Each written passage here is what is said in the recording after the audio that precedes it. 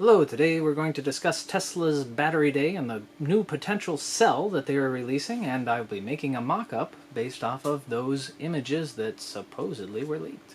Hello, this is the Tinker. I've been hoping to make a video for some time about various things. I've got a lot of projects and things that I wish to do. However, I felt urged to sort of bite the bullet, as it were, and start making a video here about the potential product. Now, there's been a lot of speculation. This event has been delayed a lot. All of the fans who have been in sort of a news drought, or at least it must feel like that for a lot of them, started speculating wildly. Well, a lot of those speculations were probably rather inaccurate. I'm going to go over some of that stuff and try to evaluate what is likely actually the case, then make a mock-up cell so that you see what I'm actually talking about. A lot of people are doing a lot of articles talking about a lot of these details. I imagine that the general person doesn't have any idea of how to put that into a real-world sort of context. I'm hoping that a sort of physical object that I can show you being constructed could give you some insights into that. Now, I'm not an expert in almost anything.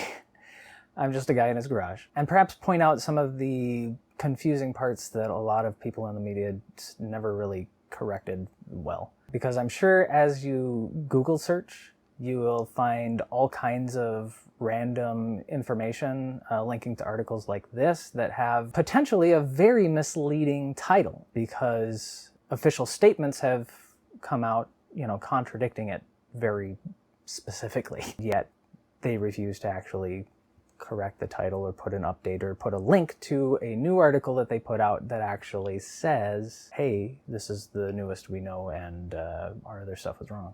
Hopefully I can edit that down to something that makes any sense. Thought I'd show you as a sort of presentation on my computer. And since this is very time constrained and I don't have the screen recording stuff set up on this computer yet, I'll just do it this way. Yeah, so the history of it would be Tesla showed off this image here. This is the 2020 annual meeting of stockholders and Battery Day, Tuesday the 22nd. Hopefully I'll get this out before then. Here it says, Tesla teases nanowire technology in Battery Day announcement. They don't know that, but they're going to present it as though they do. You go down here, and they did a pretty good job actually isolating, removing the words so you can kind of see the picture and lightening it up here, so that's good. A lot of people started talking about amperes, and making the total assumption that it was actually silicon nanowires that they were seeing in that image. And I kind of see what they're talking about. Anyway, let's take a look at that image there. This is from Electrek. I will link to the articles. They're worth looking at, even if they're no longer, considered accurate. Okay, here is that blown up image. Go to their site to go and look at it yourself in full resolution and all that stuff. But you can see, you've got these sort of lines that are kind of haphazardly placed like that. That always struck me as kind of strange for silicon nanowires. You try to be as precise with your nanostructures as possible in order to get the densest packing for something like that. So fast forward here, when everybody's talking about that, here's people like, oh, Tesla and amperes, what's going on? Basically, Elon comes out and says, nothing. Nothing's going on. And he says, obviously silicon can be a really good material to use in batteries. Usually there's significant downsides, typically meaning that the cells that are being constructed in this way don't really last that long. As I understand it, basically a cell made with silicon could be very efficient, but it has major volumetric changes that occur during charging and discharging, and that could lead to a lot of physical instability within the construction of the cell itself. So very cool, but difficult to do. Basically, he was saying, we're not doing that because we've been adding silicon, but we don't have, that kind of technology. Fast forward again, people are still like, well, then what the heck is it? Like this guy up here. And Elon goes, we're too obtuse for our own good, although I think it works aesthetically. Those are folded over current collectors at the top and bottom of the cell, which is important, but he doesn't want to jump the gun. What he's referring to here, I think, is this patent here that they had filed for what they were referring to as cell with tabless electrodes. A lot of people didn't know what the heck people were talking about there, but what I gather from reading this, again, I'm kind of, going quickly in order to get this out in time, so, maybe I didn't do the best research. But what this would show is current cells are using a jelly roll design. Cathode, anode, and separators roll together and have a cathode tab and an anode tab that connect to the positive and negative terminals of the cell can. What I believe they're talking about here is, it goes from the actual anode inside to the actual cathode inside the cell itself, the can of the cell, and attaches to the bottom and the top, essentially. And those are the tabs they're referring to. Now, a lot of people seem to be making the assumption that they were actually talking about tabs on the outside of the cell. But Tesla essentially hasn't been doing tabs in the traditional sense for a very long time. You see, the way that they had been constructing their batteries is with a series of modules, and then each module then has a bunch of cells in them, and then they basically use a thin wire that essentially acts as a sort of integrated fuse. That's more like how they do it. So I don't think they even refer to them as tabs, even though they serve the function of a tab in the traditional sense as far as battery manufacturing is concerned. So yeah, I believe they're absolutely referring to, no tabs on the inside, and that's reinforced, of course, by what they're talking about throughout the entire patent. Here you can see sort of some of the key images, and I'll blow those up for you here. Again, this will be linked in the description. This is a breakout of Electrek's article here. So here you can see the parts essentially of the conductor that are integrated into the sort of the anode and the cathode. I don't know, maybe you call it a substrate or something. So basically you'd either use aluminum or copper, or maybe one of each on each side of the cell, that is. You would have basically the anode sticking out one side and the cathode sticking out the other side when you rolled it up. And they would be sort of cut into these little slices here, as shown in their patent here. So as you rolled it up, essentially it would kind of, I don't know, look like one of those cliche things you'd stick on the end of a turkey leg for Thanksgiving dinner or something, the little paper thing with all the little guys coming out. I don't know, maybe it looked like that, but very small, as was evidenced by that earlier image here. That's what I believe you're actually seeing. That's my guess.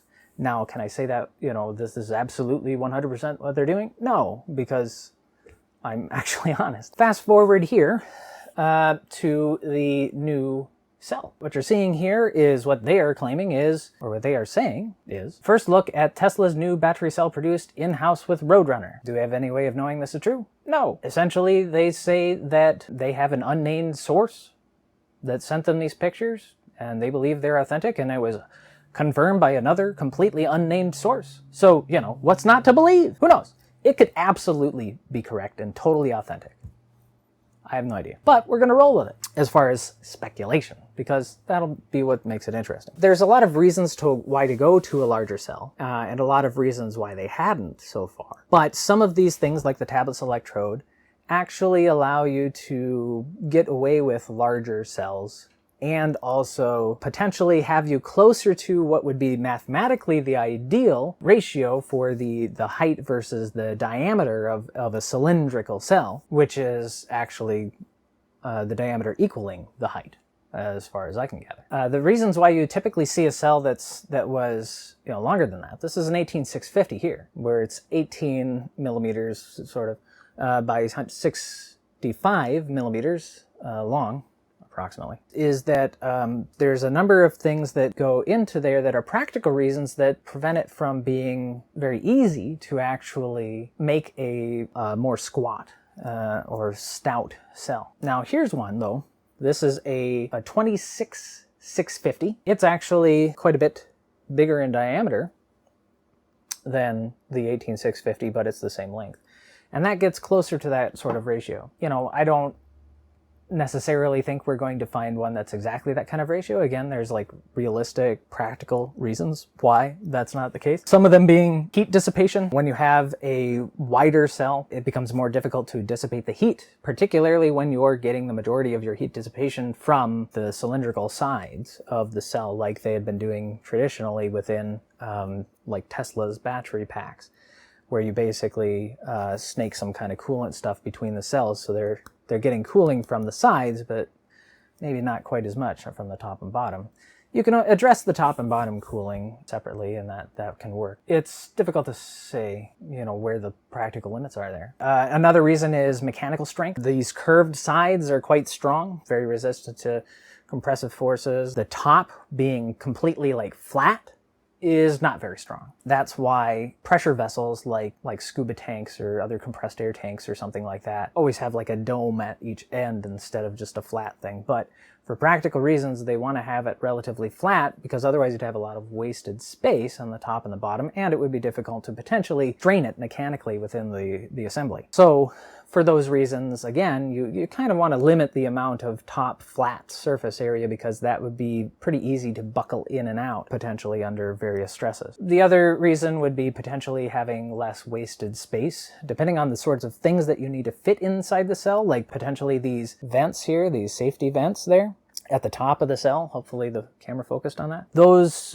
might be impractical to make as a very thin but very wide sort of a thing, and instead they might need to be a certain sort of thickness, only need to be a certain sort of diameter or something. And if that's the case, then having a very short, wide cylindrical cell that would be closer to potentially the maximum efficiency in terms of material usage would potentially have a lot of wasted space around that sort of safety vent or whatever that might be on the top or the bottom of the cell or whatever.